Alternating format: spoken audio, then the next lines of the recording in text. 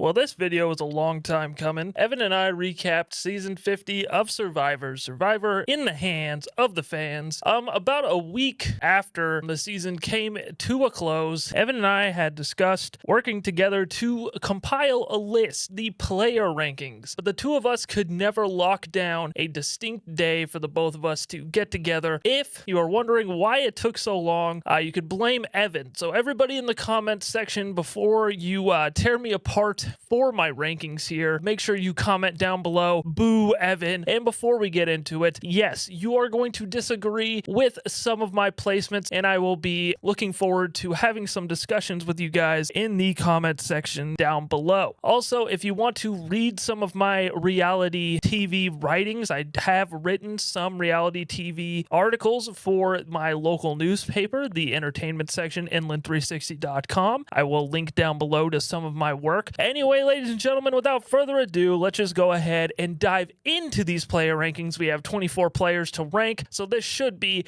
a pretty long video. So without further ado, let's get into this thing. Coming in at number 24, probably the least surprising result on this list, I have Jenna Lewis. Jenna was once again a little too outspoken for her own good. The last time that she played, she didn't want to work with any of the winners. This time around, she wanted to target the big threats. Unfortunately for Jenna, mentioning Cirie or Ozzy's name this season was basically a death sentence, and she ended up being the first casualty. Honestly, I don't even think she did anything particularly wrong. She had the right read and knew who was going to be the biggest target at the end of the day. It just was never going to work out for her bringing Cirie's name up like that. She didn't have the game chops or the numbers to pull a move like this off. Coming in at number 23, I have Angelina Keeley, who placed 19th. Angelina was pretty much invisible the entire season. She finished with just 9 confessionals. That was fewer than 3 of the 5 players eliminated before her, and the only players with less confessionals were taken out in the first episode. Those players had 4 confessionals in episode 1 alone. It took Angelina up until episode 3 to surpass that number after getting completely skunked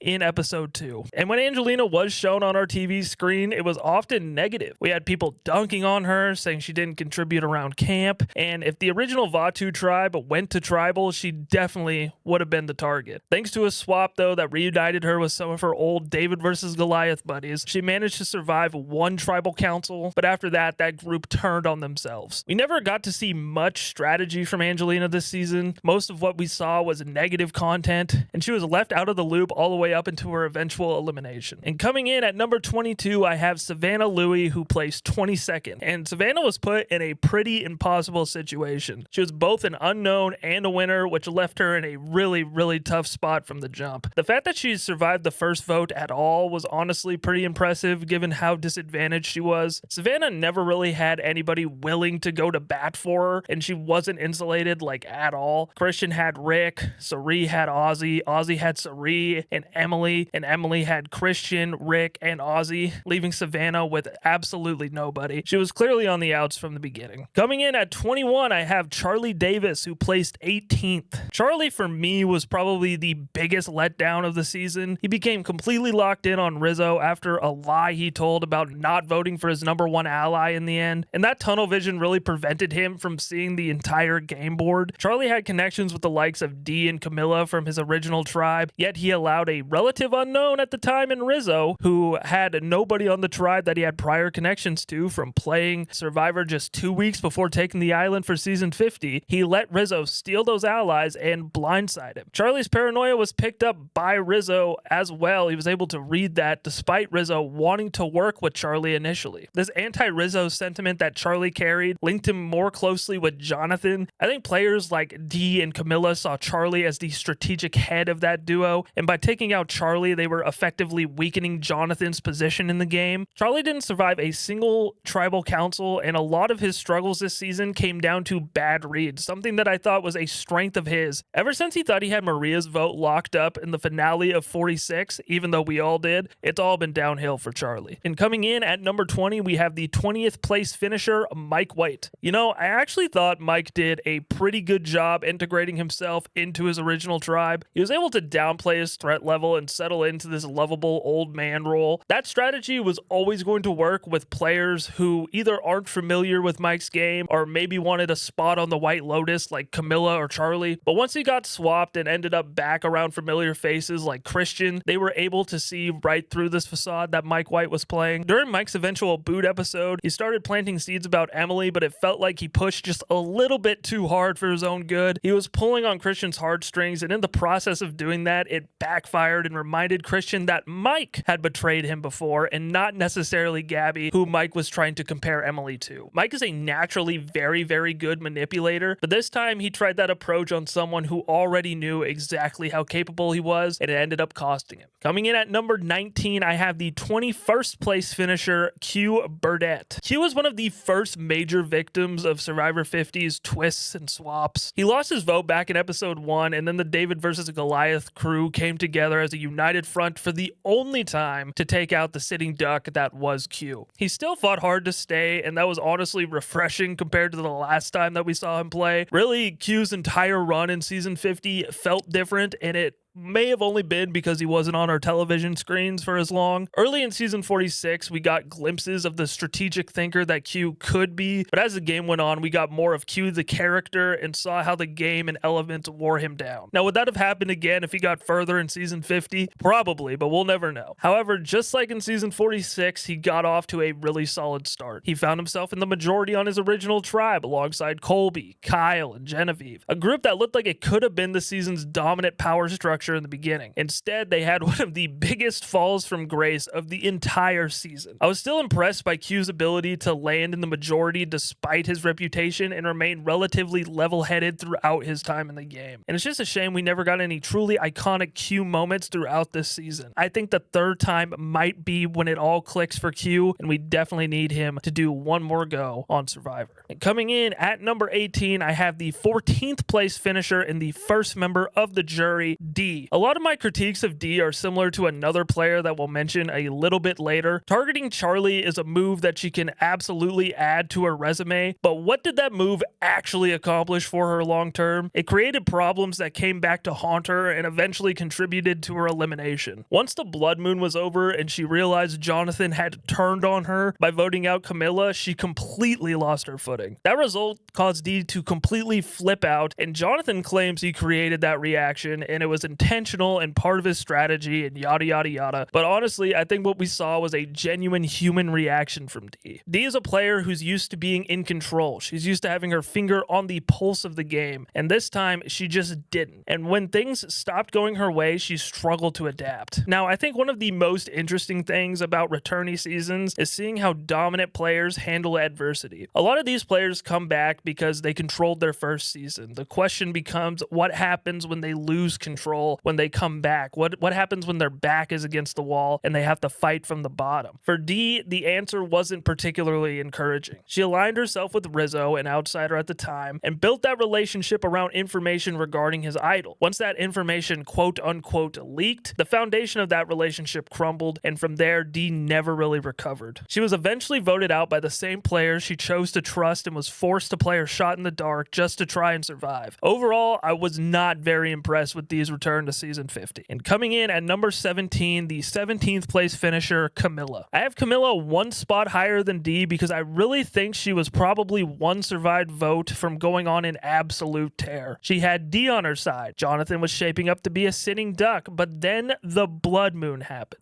Jonathan flipping on his original tribe probably saved his game and was perhaps one of his biggest moves that he ever pulled off, and he had to do it basically out of necessity because Kamilla had people all over Fiji who were ready to ride for her. Dee, Rizo, and Tiffany could have been an absolute force together. She and Dee successfully blindsided Charlie, which is a solid move on paper like we've already discussed. The problem is that it may have also been the move that costed her the game. Charlie seemed like someone who wanted to work with Kamilla long term, or at least wasn't writing her name down anytime soon. Kamilla left herself exposed if the game ever swung back in a different direction. Obviously, you can't predict a swap or a twist like the blood moon, and if everything stayed the same, there's a good chance Kamilla survives another round with the bigger targets like Devens and Jonathan still on the board. Instead, Kamilla got an unfortunate draw that created the perfect setup for Jonathan to get revenge after she left him in the dark. And that's what makes Kamilla so difficult to rank. She was hurt by one of the worst twists of the season, and if she survives just one more round, she's probably sitting in a really strong position moving forward. Coming in at number 16, I have the 23rd place finisher, Kyle Fraser. Oh, what could have been with with Kyle. I was pulling for him so hard. I already hold the opinion that Kyle is the best winner of the new era, and judging by his 4 days on Survivor 50, it felt like he was on pace for yet another dominant run. Right away, Kyle built connections with Genevieve, Q, Stephenie, and Colby. He even had a little bit of a connection with Rizo. Then everything fell apart. Kyle got medevaced, Q got swap screwed, Genevieve got twist screwed, Colby practically broke his entire body. And by the time she was voted out, Stephenie basically sacrificed her spot in the game for Jonathan. Still, Kyle showed exactly why he's one of the most naturally gifted Survivor players of the new era. We only got one episode from him, but he looked poised for another deep run. But with only 4 days of gameplay, I can't rank him much higher than this. And coming in at number 15, we have the 15th place finisher, Colby Donaldson. Colby was another victim of the Blood Moon twist, and probably the most anticlimactic of the 3 tribal councils that night. He went home in a 4-0 vote after playing his shot in the dark. By the time he was eliminated, Colby was in rough shape physically, being probably 1 round away from being medevaced. However, I was still impressed with the effort and dedication that he brought to this season. This wasn't the Colby we saw in All-Stars. This wasn't the Colby we saw in Heroes vs. Villains. This felt like an entirely different version of him, almost like the final evolution of Colby Donaldson. Relationships, legacy, and the closure of Colby's Survivor story were really his arc throughout the season. There aren't a ton of strategic moments to break down here. Instead, we got something more personal with Colby. We got to see how his game and Colby the person has evolved over the last 25 years. In a lot of ways, it felt like Survivor's history was being told through Colby's journey. The celebration of 50 seasons and 25 years of the show was reflected in his edit, and when it was finally time for him to go, he got one of the most memorable send-offs of any legend on the cast. Coming in at number 14, we have Benjamin Coach Wade, the 12th place finisher. Now, let me start by saying this. It was an absolute pleasure to have Coach back on my television screen. The South Pacific and Tocantins flashbacks were everything to me. Those were the seasons I grew up watching, but if we're being real, Coach was never coming back to win. He came back to give us his greatest hits. He was handing out nicknames, he was spouting off haikus, he was the same virtue signaling villain we've loved for years. In terms of gameplay, this was one of his worst outings, maybe second to only Heroes vs. Villains. He was an outcast almost immediately on his initial tribe before he found the Loyalty and Integrity crew. Some of his game highlights include participating in the unanimous Colby vote and help splitting the vote to get Dee out, but after that, he spent too much time on his high horse and rubbing people the wrong way. And not only did that hurt Coach, it also hurt people who were associated with him as well. Working with Coach was basically Survivor suicide this season. Chrissy, Joe, and Jonathan were never fully taken seriously because of how closely they were tied to him. Still, nobody tunes into a Coach season expecting elite gameplay. We tune in for all the character moments, and in that department, Coach delivered in bunches. Coming in at number 13, I have the 10th place finisher, Stephenie LaGrossa. Stephenie started the game at what looked like the dominant power structure, and after that group blew up, she shifted her attention to the Loyalty and Integrity group and became a dependable number for that side. The problem is that she wasn't driving decisions, she was riding coattails. There's a point early in the season where it felt like Stephenie was connected enough through both Cirie and the Loyalty and Integrity group that she could coast pretty deep into the game, but her inability to lie convincingly or keep a story straight ended up costing her. Cirie picked up on her sketchiness almost immediately, and once that happened, Stephenie was basically fighting an uphill battle for the rest of the season. And also, her decision to essentially throw her game away for Jonathan during her boot episode is also something I just can't overlook. With her back practice against the wall, Stephenie did nothing to redirect the heat onto Jonathan or save herself. Instead, she just awkwardly insisted that she wasn't the only person talking about this plan, and this was just a terrible response in a moment in the game where she needed to be fighting for her life in the game. That alone makes it difficult for me to rank her much higher because the pieces were there. She had strong relationships early, she was well insulated with her original tribe, she had the Loyalty and Integrity group, she had outside connections with the likes of Cirie, but once she committed to a side, she struggled to maintain trust with people outside of it. She wasn't very good at lying or riding in the middle, and on top of that, she played an extra vote during her elimination round that accomplished absolutely nothing. She basically handed Jonathan another round in the game while sacrificing her own shot at $2 million.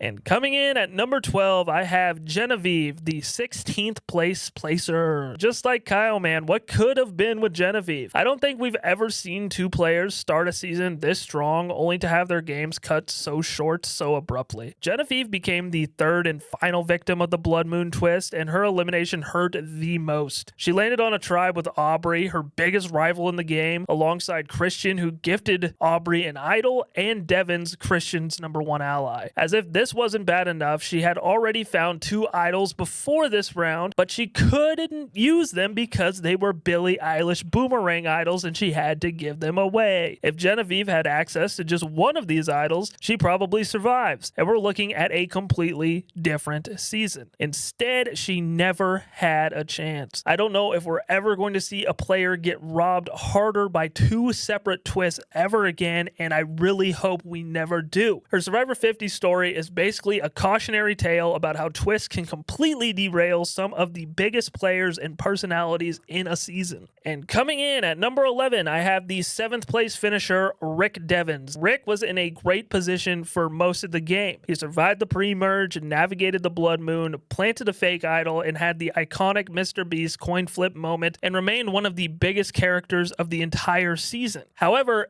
everybody knew that. From Christian's elimination onwards, Devens was one of the biggest targets in the game. He attempted to flip the vote onto Cirie during Emily's elimination round, but he simply didn't have enough pull to make that happen. The Mr. Beast coin flip gave Devens an idol to survive the next round, and then he was gone. That's kind of the story of Rick Devens. He constantly plays with his hair on fire, he creates chaos, takes swings, but he also played his fake idol a little too early, became a target almost immediately at the merge, and spent the rest of his game fighting from the bottom. I love Rick as both a player and a TV character, but if we're strictly judging on the game that he played this season, I wasn't all that impressed. And coming in at number 10, the 13th place finisher, Chrissy Hoffbeck. Much like Angelina, Chrissy was practically invisible for the first part of the season, and the little content she did receive was mostly negative. We even got a scene where Coach was basically telling Chrissy to shut up, and when Coach is criticizing your social game, that's usually not a great sign. And what's ironic about her downfall is that it ultimately came from being associated with Coach. At least that's what the edit wants you to think. She ultimately went out during the duos twist alongside Coach. The idea of those two being linked together was simply too tempting for the rest of the players, especially after Cirie came back after finding that labeled coconut on Exile Island. In reality, this vote was almost entirely driven by Cirie. Most of the players were ready to target the Aubry and Devens duo, but Cirie stepped in and shut that idea down. Even Ozzy gave a confessional basically apologizing for having his own opinion. The edit betrayed Coach as the head of the loyalty and integrity snake, but I actually think that was Chrissy. I think Cirie saw it the same way, and if we're supposed to trust Cirie's strategic reads, and the show clearly wants us to, then her opinion on Coach and Jonathan are all we really need to look at. She never seemed particularly threatened by either one of them, and if anything, she viewed them as either aloof or easily manipulated. I think she really wanted to target Chrissy and get Chrissy out of the game. She was outspoken about targeting Dee and successfully pulled it off while bringing in a burned Jonathan, and before that she had already helped get Kamilla out of the game by getting Jonathan on board. And I think a lot of Jonathan's early strategic decisions can be traced back to him being frustrated with his original tribe, yes, but they can also be tracked back to Chrissy having his ear and being a loyal number to him. Chrissy was the under-edited strategic voice of the loyalty and integrity group, I have no doubt. She probably would have been in danger had her original tribe gone to tribal council, but that never happened. Once she actually started attending tribal councils, the votes consistently went her way until her elimination. And she successfully took out 2 players who were never going to work with her and put herself in a solid position moving forward. Chrissy wins my award for the most underrated player of the season. And coming in at number 9, I have the 11th place finisher, Christian Hubicki. Now, from the early stages of the season, I was pretty convinced Christian was going to win it all. Part of that was simply because of how much we were hearing from him. He attended the first 5 tribal councils and was the driving force behind every vote. He voted correctly at every tribal council he attended, including his own, where he was forced to vote for himself after failing a journey. The problem with Christian is that he wasn't just involved in these votes, he was leading them. When you've attended every single tribal council, surviving every vote, and serving as the main strategic voice behind these votes, people are going to eventually notice that you are driving these votes. And now a lot of this was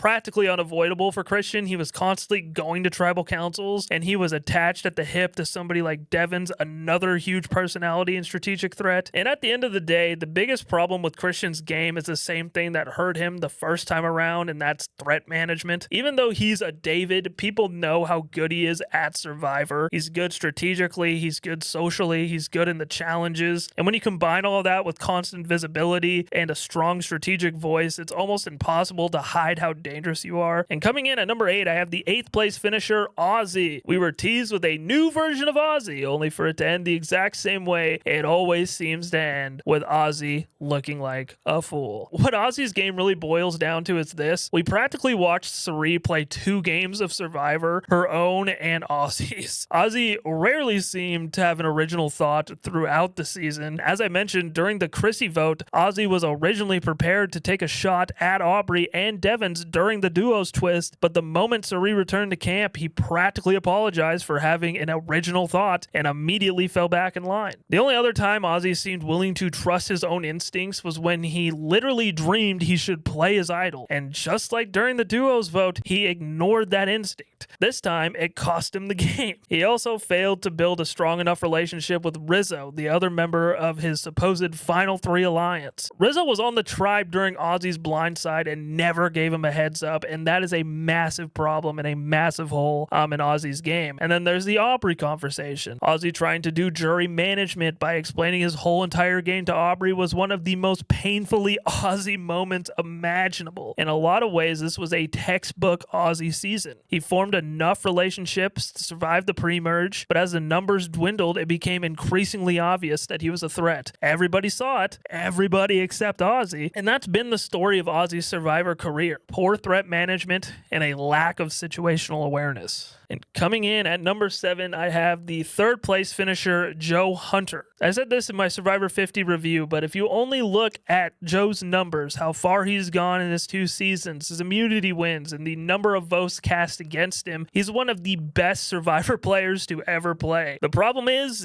everything behind those numbers. Before the season and again at the end, Joe talked about how he was going to play this different game. He was going to lie more. He was going to do things that made him uncomfortable in order to advance. But in reality, this felt like the exact same game that he played in 48. The difference is this time he didn't get the heroic edit that he did in 48. Instead, he was portrayed as somebody who had very little chance of actually winning at the end. By the time of Final Tribal, Joe felt like an afterthought. Most of the questions were directed towards Jonathan or Aubry, and the only attention Joe really got was people criticizing his game or Emily attempting to elevate it. Emily's argument of the votes still had to run through Joe in order to happen was a weak one. I just don't buy that. It felt like people were only filling him in on the votes because they were doing basic jury management. If Joe ended up on the jury, they wanted to be able to say, hey, I kept you informed, vote for me. Now, to Joe's credit, the most impressive part of his game is his ability to survive. For most of the pre-merge, he wasn't in a particularly strong position. The reason he survived was because the targets around him were obvious, or they just made themselves targets. Jenna targeted Cirie and made herself a bigger target. Savannah was a new face, and then when they got swapped during the Blood Moon, Genevieve was one of the biggest strategic threats on the board. If any of these players had shifted their targets, if they just said, hey, let's do Joe instead, if anybody did that instead of going after the big fish, they may have lasted longer. Surviving is a part of Survivor. Joe fought through a rough pre-merge, found a home within the loyalty and integrity group, and often didn't get his way, and he still managed to make it all the way to day 26. Was he a GOAT at the end? Fucking absolutely. But Joe's ability to outlast everybody on the cast is enough for me to put him inside my top 10, even if I think he had more negatives than positives in his game. And coming in at number 6, I have the 9th place finisher, Emily Flippen. The edit occasionally painted Emily as almost villainous, spilling information and trying to get a leg up on her allies, but most of the information she leaked and relationships she cultivated were done with her own game in mind. She played self-interested, and I was a fan of this. And for a while, this really worked. Emily aligned herself with 2 of the biggest threats in the game in Christian Christian and Devens, and she also built solid relationships with players like Rizo, Dee, Kamilla, Ozzy, Mike, Joe, and Angelina. Her biggest strength at this point in the game was her positioning. She sat in the middle of Christian and Devens while also being willing to share information about them. The main problem in Emily's game, though, is that I don't think she did enough to maintain her relationships or build upon her positioning once she was in a favorable spot. Her downfall wasn't necessarily Christian or Devens, it was failing to expand beyond them. The Christian, Devens, Emily group seemed to operate under the assumption that they had Cirie's support, for example, but I don't think Emily or Christian and Devens, for that matter, did enough work to truly lock that relationship in. The same thing goes for Aubry. They gave her an idol, they helped eliminate Genevieve, but after that, there wasn't much of an effort put into strengthening those relationships. Emily was essentially relying on her trio to carry her forward while hoping their larger threat levels would keep the attention off of her. And now that strategy only works as long as those people remain in the game and you develop and maintain your relationships outside of your core three. And she took her foot off the gas in that department, I feel like. That's what separates her from someone like Rizo. Both players hid behind larger threats, but Rizo constantly built new relationships and created backup plans. Emily built relationships too, but she didn't nurture them enough. Overall, I think Emily played a really solid game, but her follow-through still left a lot to be desired. And coming in at number 5, I have the second place finisher, Jonathan Young. The contrast between his game that he played in 42 and the one that we see here is pretty much night and day. He gets a lot of credit for the Kamilla and Dee votes, and honestly, I think a lot of that credit should be shared with Chrissy. He also played a major role in taking out Ozzy, a move that he wanted to make for several rounds. The problem is that while I understand the logic behind many of Jonathan's moves, at a certain point, Jonathan ran out of people that he could beat at the end, and in my opinion, he didn't really have a winning path left after Stephenie LaGrossa's elimination, and even then, that vote was almost like a best case scenario for him because Devens ratted her out instead of Jonathan, and despite all the moves Jonathan made, he never managed to create an endgame where he was the favorite to win. What's interesting is that I actually think that most of Jonathan's decisions were correct for his position. He needed to cut Dee, he needed to cut Kamilla, he needed to vote out Tiffany when he did, and honestly, he probably needed to get rid of Ozzy at the time that he did. If Ozzy survives, you could potentially be looking at an endgame where it's Ozzy, Cirie, Tiffany, and Rizo, and they outnumber Jonathan and Joe, and that's not a great scenario for Jonathan. Removing Ozzy created a different issue in that it elevated Aubry. She became the swing vote, the middle player, the player with agency, and you look at the jury after Jonathan pulls off these moves, you have Dee, who Jonathan burned, who's the mayor of Ponderosa, and you have Cirie, who is going to respect a game like Aubry played, playing the middle. Ozzy was betrayed by Jonathan. Devens and Christian obviously were always close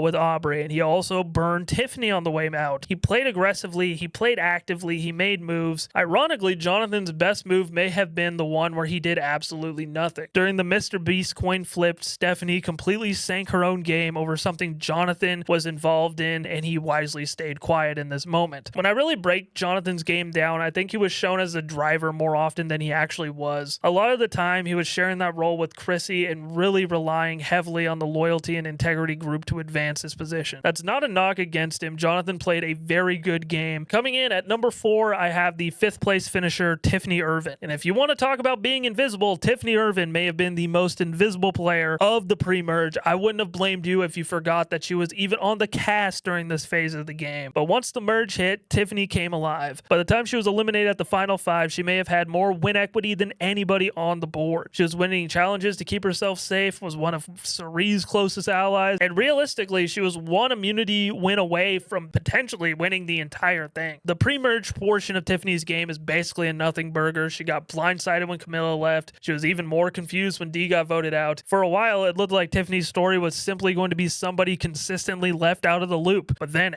everything changed. A string of immunity wins combined with her relationship with Cirie put her in a legitimate position of power. And if she wins, the story we're talking about isn't that much different from Aubry's. The difference is Tiffany's path relied much more heavily on competitions rather than just one significant competition win. Where I think Tiffany falls short compared to someone like Aubry is flexibility. She was one of the more loyal players in the game. Ironically, that's true, even though she became an extremely anti-Jonathan person by the end. She had strong relationships with the likes of Cirie and Joe, but she never developed that same level of connections with players like Rizo, Jonathan, or even Devens. She wasn't someone who bounced between alliances or constantly repositioned herself. She found her people and stuck with them. Whether that would have hurt her in a jury vote against Aubry or Rizo is tough to say, but I don't think she was ever planning to sit next to either of them. The most likely outcome for Tiffany was going to be sitting at the end with either Jonathan or Joe, and in that scenario, I think she almost certainly wins. Now, there are still some things to critique. Her desire to go to the end with Cirie was crazy, but when you combine her challenge dominance, her ability to recover from a rough start, and the amount of win equity that she built by the end game, it's hard not to view Tiffany as one of the strongest players of the season. And coming in at number 3, I have the eventual winner of the season, Aubry Bracco. She correctly identified Joe as someone she could beat at Final Tribal, and luckily Jonathan beat Rizo in firemaking and ultimately dominated the jury vote outside of the loyalty and integrity contingent. The biggest thing I could praise Aubry for is winning the Final 4 immunity challenge. She beat Jonathan and Joe, who are literally two of the biggest challenge threats, not just of the season, but arguably of the entire franchise. The problem is that beyond that, there aren't a whole lot of wow moments in Aubry's game to point to. I think that's why the edit struggled so much to explain her win. Aubry's winning game wasn't built around flashy moments, so instead the edit often felt like it was forcing moments onto a resume that weren't really hers. Early in the game, Aubry was an outsider. If her original tribe had gone to tribal council, there's a very good chance she's the first boot. And then she caught another huge break during the Blood Moon by ending up with Christian, Devens, and Emily, who helped her eliminate her biggest rival in Genevieve. And even after that, Aubry wasn't viewed as a dominant strategic force. She wasn't dictating votes. She wasn't running alliances. For much of the game, she was just simply there. And sometimes she was even a target. Players like Tiffany weren't entirely comfortable with her. Even her decision not to flush her idol during Genevieve's elimination created tensions among her allies. But this is kind of where Aubry's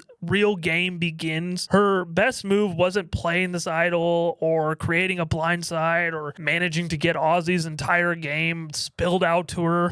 It was mostly relationships, specifically her relationship with Jonathan and Joe. While players like Emily and Tiffany struggled to connect with them, Aubry succeeded in this field, and that really changed everything for her. Once she jumped from the Christians and Devon side to the Jonathan and Joe side, things really opened up for Aubry. She became the swing vote, and that really was her winning move. If she stays loyal to Christian and Devon, she probably loses. But by shifting her allegiances at the right time, she created a path where she could actually win. My biggest issue is still with how the edit explained her game. The show gave her credit for things that weren't really hers. The Devon's coin flip moment, the Ozzy blindside. A lot of these scenes felt extremely exaggerated. The Ozzy vote wasn't necessarily impressive because Ozzy spilt his entire game to Aubry. It was impressive because Aubry had already built the relationships necessary to be included in that vote. And the more that I think about it, the more that I appreciate what she was able to accomplish in season 50. It may not be one of my favorite winning games, but it's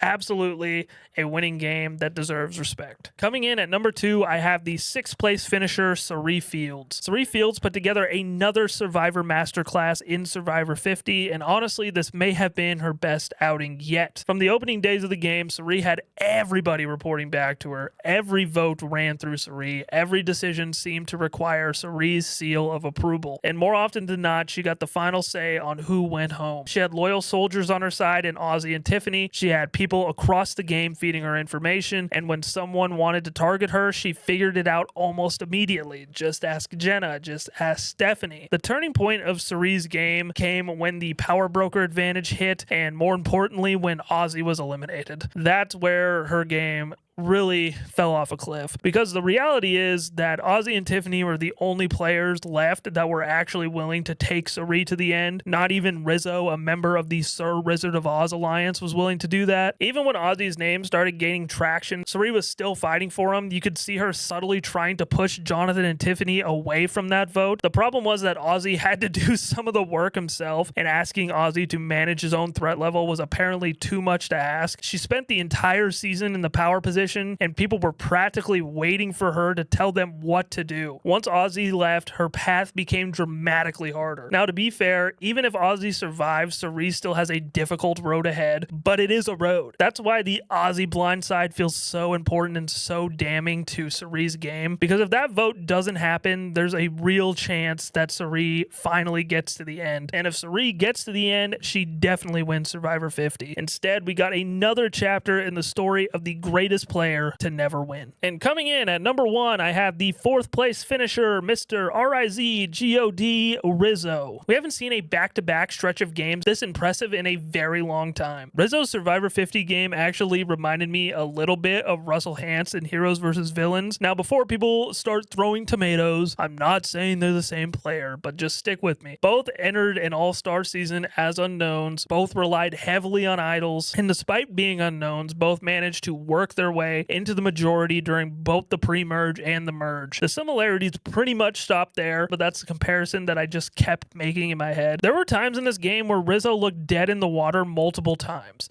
At the start of the game, if Vaatu had gone to Tribal Council, Rizo felt like an easy first boat. Colby couldn't stand him, but Rizo laid on the charm. And by the end of the first episode, he'd completely won Colby over and had even started building relationships with Genevieve and Kyle. In fact, he insulated himself so well that if Vaatu had gone to Tribal, Aubry probably goes home before him. That's a 4-time player losing a battle for social positioning against a complete unknown. Then the swap happens, and once again, Rizo looks like a dead man walking. Charlie is furious with him over a lie that he told about not voting for his number 1 ally at the end, yet somehow Rizo survives that too. Rizo was constantly building relationships, but more importantly, he knew when to let those relationships go. He was never overly loyal to a group just because it benefited him yesterday. He formed connections, extracted value from them, and when it was time to move on, he moved on. Then came the alliance with Cirie and Ozzy. Once you've watched Rizo play enough, you know that there was never a world where he was actually going to go to the end with Ozzy and Cirie Fields. So when the power broker twist arrives and the pieces start falling into place for an Ozzy blindside, Rizo stays quiet, and he starts strengthening his relationships with Jonathan and Joe, the 2 players he likely has the best chance of beating at the end, and that's elite social awareness. And then there's the idol that he found. Rizo had a public idol for most of the season, and everybody knew that he had it, and nobody flushed it, which allowed him to coast all the way to the Final 4 using his idol at the Final 5. Much like Russell Hantz, Rizo used the threat of the idol offensively rather than defensively, and it became a huge part of his social positioning and part of his leverage. Unfortunately, the same thing that hurt Rizo in Survivor 49 came back to haunt him in Survivor 50, and that's he's not a great challenge competitor, and he's not a great fire maker. Just like Cirie, the player that he aligned himself with, Rizo's game is built around getting to the end without relying on those skills. Eventually, Survivor asks you to do one of these things, and through 2 seasons now, he hasn't been able to come through when it matters most. If Rizo wins fire in season 49, he probably wins. If he wins fire in season 50, I'm honestly not sure what happens, but I think it's a much closer vote between him and Aubry than people realize. I would have loved to see that Tribal Council. What impressed me most about Rizo's game wasn't any single move, it was his positioning. Throughout the season, he was constantly scheming, constantly nudging votes in directions that benefited him, and constantly operating behind larger shields. He spent most of the game hiding behind the 2 biggest threats in Survivor history, Cirie and Ozzy, but unlike a lot of players who hid behind shields, Rizo never became dependent on them. Every time one of his boats sank, he had another one waiting for him. Every time a connection disappeared, he already built a new one. Every time the game shifted, Rizo shifted with it, and that's why I have him ranked